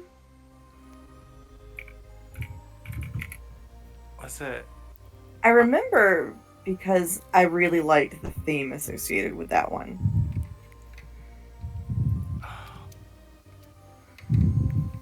I can't believe it doesn't put it on your character sheet anywhere. Hold on. I guess I'll need to... Let me go back through our chat and see if I can find it. Ellie, I thought maybe you could like do a reading on what maybe brought us here. And... Beelzebub. Ah, yes. Let me... Okay, what was that, Ray? You thought I could do a reading? On like what brought us here, why maybe? Like a what and why reading, maybe? I don't know what you can do. I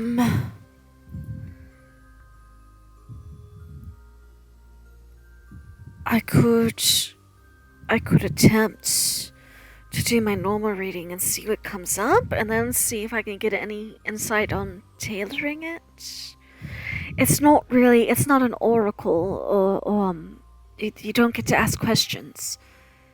You just kind of focus on what it is you're seeking, and you get, the first card is the past of that particular thing. The second card reads where you're currently at with that thing, and then the third card is the future of that.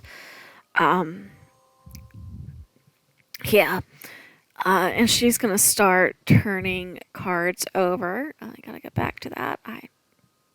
Flies, that's what it was. Or Beelzebub. I just had the tab open and somehow I accidentally closed it. Give me one more second. Okay.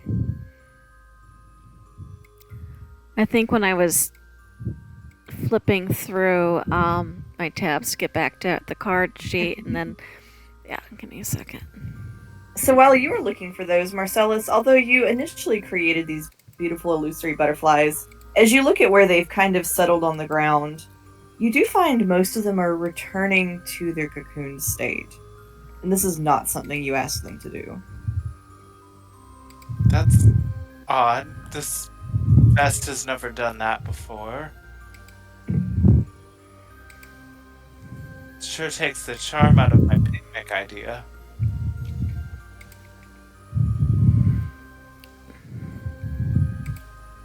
What happened? Look at my butterflies. Oh. Well, why'd you do that, Marcellus? I didn't. It's never done that before. Is Usually it's all... Is it altering your magic? I mean, it's not my magic. It's just the magic on the vest, but... It's definitely altering it.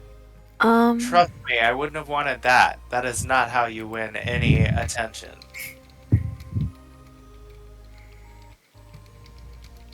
And so are we talking like maggots now? No, more like butterflies back in their chrysalises. Okay. It's odd. Yeah, he's old.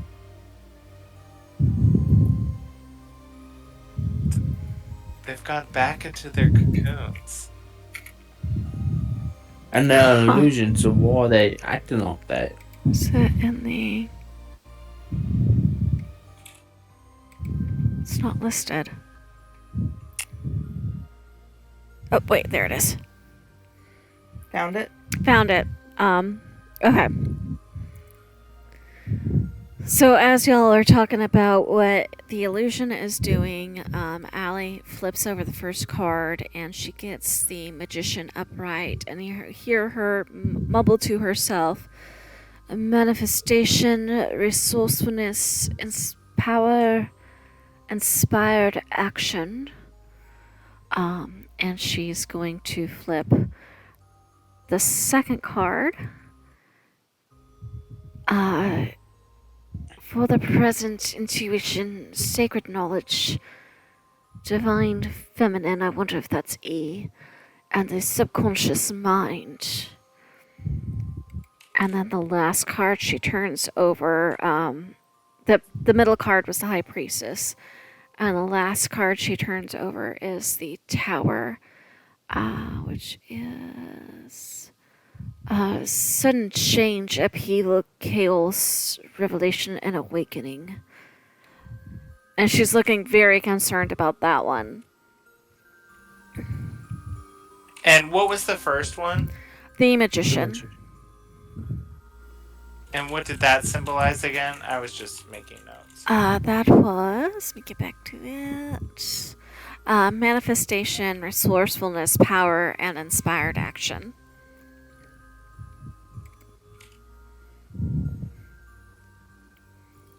And if there is any spark of particular divine insight that pops into her head, that is up to the DM.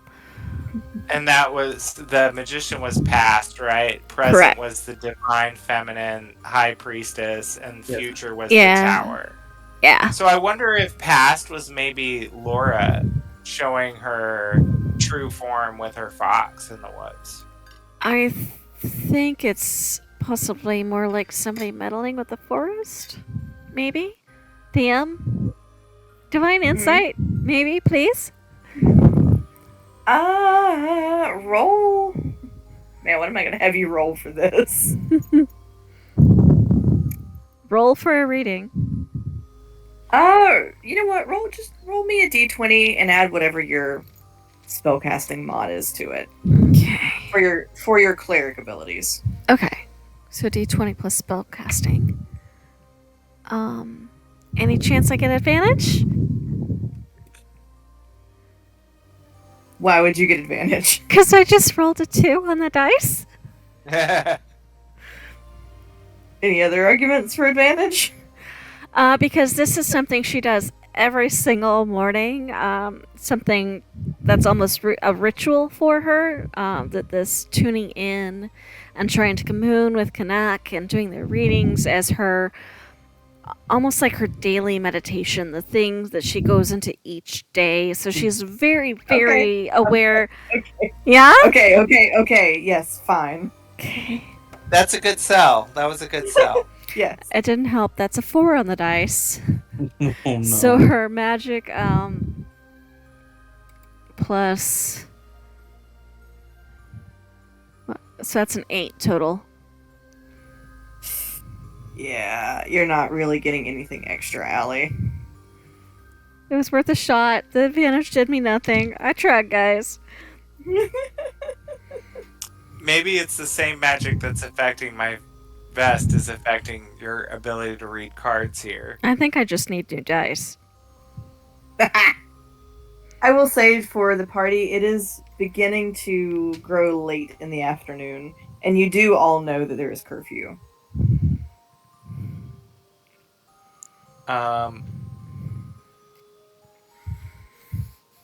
Marcellus actually seeing his butterflies turn into cocoons is already starting to pack things up. I don't want to be here when whatever those are hatch again. I can't promise they're going to be butterflies since they've never done that before. Isn't it an illusion? I mean, it normally is, but it's also normally an illusion that doesn't do that, so who knows what it's going to do. Fair point. Ray, did you want to keep your book, or shall I take it back to Mr. Voss?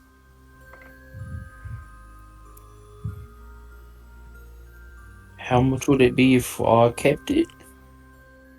Allie would know what the normal cost was, right? Yeah, it's probably like a couple of silver or something.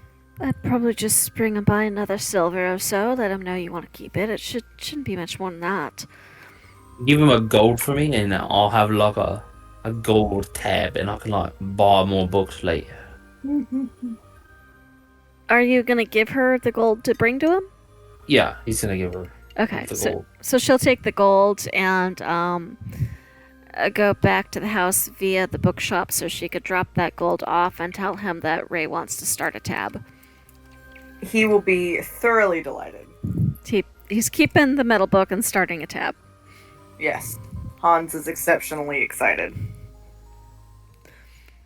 Allie looks a little excited that he's excited. Ray's also gonna ask if she could find any books on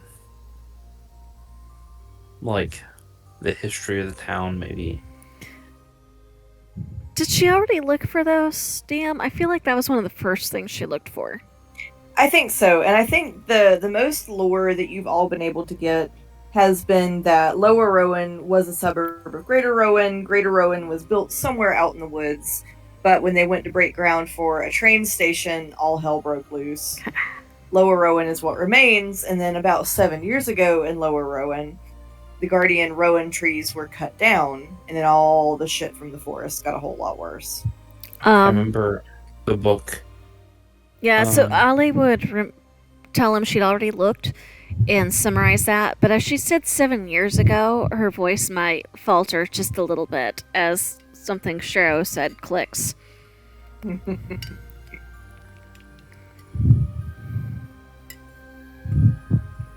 As you all get back to the Chevalier Mansion, it's quiet in that house.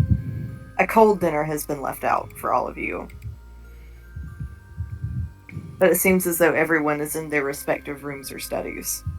Okay, so the house isn't abandoned, they've just retired early. Yes.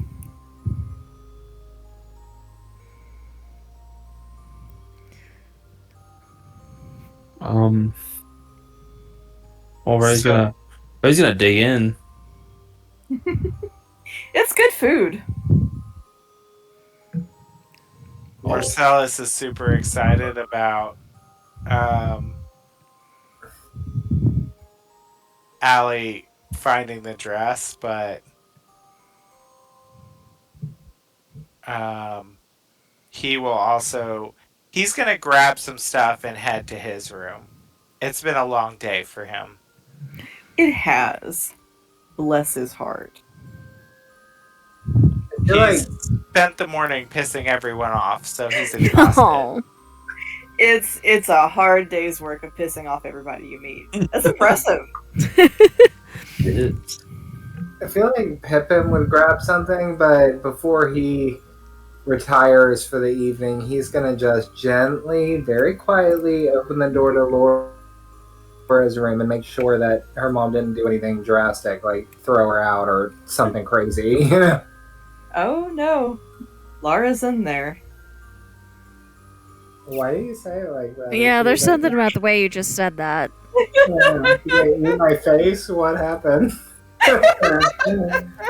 She is drawing furiously, but Pippin, as soon as the door opens, she puts it away where you can't see it. She very much has been crying. Like, her face is red, her nose is red. He's right. You can't trust adults. Pippin's ears go down when he sees that, and he's like, "May I come in, young miss?" Yeah. And he'll set his teacup down, and he's like, I hear there's nothing that a spot of tea won't fix. Thank you. She'll take a very small sip of the tea and then put it aside. Pippin, when you go closer, she tried to kind of put it away, but she didn't. She did it in so quickly, she couldn't really put it out of sight. Pippin, she has drawn what appears to be a black keyhole set in green scribbles with some kind of arcane symbols half written around it.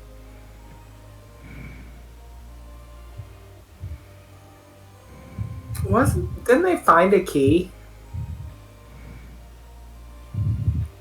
Am I making that up? Wasn't there like a key made out of something? Like bone or something? Ah. Was it a mystery key, or did we have a key to the shed? Hey, stop it. Yeah, okay. That's what I thought. Okay. Yep. I feel like Pippin is going to kind of pat his vest pocket and feel for the key, and then be like, young miss, I'm sorry, I'm not trying to pry, but I saw that you were furiously scribbling, and I thought, maybe you would like to finish? Oh, no, that's okay. I'll do it later. And she folds it up and puts it in her dress pocket. Pippin's like, do you remember what I said about no door being able to be locked? Yeah? What would you say if I thought maybe I had the key to that door? To which door? That this keyhole belongs to. She'd take the paper back out and show it to you. This one? I feel like Pippin's going to reach into his pocket and pull out the key. And he's just gonna try to insert it into the paper. Pippin, it sinks into the paper and does not come out. Oh shit! Side. The pencil she's been coloring with, the green, begins to rise off of the paper like dust. And as you look at where the key is in the paper, are you leaving it in there? Or are you gonna turn it in the lock? I feel like Pippin's going to have Laura stand up and get behind him, And he's like, hold on to something really heavy. She will grab onto her bed. And then he'll kind of grab a hold of one of the posts on the bed too, and then he'll turn the lock. He'll turn the key. the paper splits in half, and then it begins replicating. More and more paper growing up in the torn part. It becomes a great, huge paper rowan tree. And then, Pippin, it falls apart. The paper leaves begin to fall. A tear comes across the trunk, and you smell the smell of burning paper. Left on that page, in the form of carvings on a tree trunk, is the rest of the magic circle Laura had been starting to draw.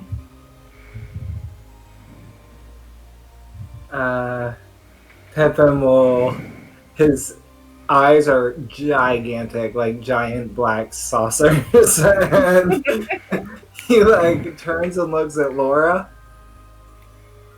just to see what her reaction is, because he legitimately has no idea what to say right now. She points at the burnt tree stump, and she says, "Those are on the edge of town."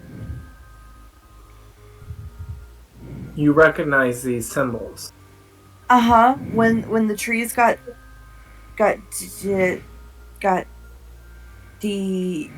Deforested? no, like they weren't famous anymore. Kind of upset that she doesn't know the word. Like they weren't famous anymore. Yeah, like you have fame. Disgraced? No. Defame. Defame, yes, okay. Good word usage. He like pats her leg. Thank you. Smart child. Well, that would definitely be enough to piss off the forest now, wouldn't it? It's got something to do with E. Pippin will kind of pick up the remaining piece with the symbols on it and be like, "Young miss, would you mind too terribly if I show this to my friends? Our friends?" No, you can't do that. And she will try to snatch it back. Pippin will definitely not keep it from her. He'll let her have it and be like, okay, of course. But why, may I ask? They already told Mama about what happened. Oh, you're scared that if this has something to do with E, that it might make it more difficult for you to see E? They're already going to put up new wards to try to keep her out.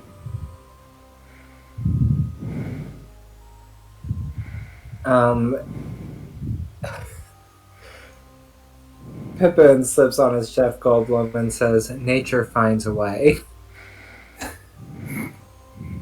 I hope so. He's not bad. Pippin's like, "I feel that I understand that better than most anyone here." Did you do something bad? I feel like Pippin's ears would go down at that, and he's like, "Yes, my town was destroyed, and it was partially my fault. Or not destroyed. My town was cursed, sickened, and it was partially my fault." That's what people say E's doing here. But people here did something really bad to her. There's a very delicate balance in where I'm from. And at the center of that balance is nature, first and foremost. And I suspect that your magic is a lot like the magic from my homeworld. Is it nice there? Pippin's like, imagine the most beautiful jungle that you could ever imagine. Exotic, with large animals and big flowers and massive trees, bigger than any that you could ever possibly hope to climb. But I really like to climb trees. He's like, well, we would make a week-long journey of it, probably still not make it to the top. A week? A week, he says. That's so cool. He's like, but it's also very dangerous. And he's like, can you imagine the spider that lives on that tree? And then he'll like do like creepy crawly fingers at her, like just kidding. And she will laugh and kind of like place one of the fingers. I bet it's a big spider. He's like, big enough to ride, and for our giant friend to ride. Oh, cool. Mr. Ray is so big. He is the largest man I've ever seen. Yeah, me too. Pippin's like, well, young miss, shall I tuck you in? Oh, sure, thank you. And he's like, and he'll tuck his... Actually, he'll like do as far as your secret goes, and he'll like zip his little bunny lips close, and he'll like show the key to her, and he'll like he's putting away the key, tucks it in his pocket, and pats his vest, and then like helps her kind of scoot down into the bed and tucks the covers all around her really tight, you know. Aww. He's like snug as a bug in a rug. Thank you, Mr. Pippin. And he'll pat her head, and he's like, good night, young miss. Good night. And he'll like close the door, and as soon as that door is closed, man, little Pippin Cottontail hopping down the hallway, like immediately flies to like Allie's door first. Did Pippin get his key that he put in the paperback, or? Yeah, that's what he tucked into his vest pocket. I wasn't sure if it was the lock your lips and throw away the imaginary key, or if it was the actual. Yeah, but he totally used the real key as a prop. Got it. So I think Allie kind of quietly ate her own dinner and then went back up to Ada's room where she is sharing with Tethys and Ada, and very quietly knocked on the door because she didn't want to upset Ada any further than she's already upset everybody else in the house. Yeah, Ada kind of opens the door and she looks exhausted, and like her, she's half a chicken nugget away from a meltdown. Pippin's like, I'm so sorry. It is rather late. Maybe this is best discussed tomorrow. Oh, no, it's okay. Come in.